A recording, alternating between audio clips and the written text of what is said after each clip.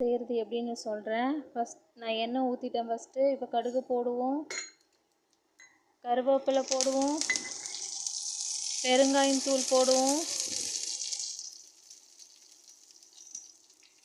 அதில் உருளைக்கிழங்கு போட்டுடலாம்.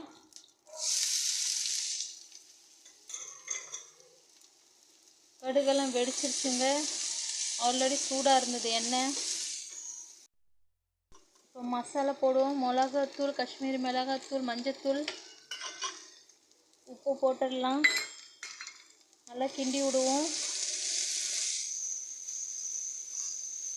இன்னும் ஒரு 15 நிமிஷத்தில் இது வெந்துருங்க. இன்னும் கொஞ்சம் வேக விடலாம். இது 20 நிமிஷம் ஆச்சு. இன்னும் 15 நிமிஷம்.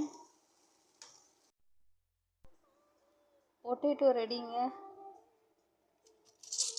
சூப்பரான பொட்டேட்டோ ரெடி ஆயிடுச்சு.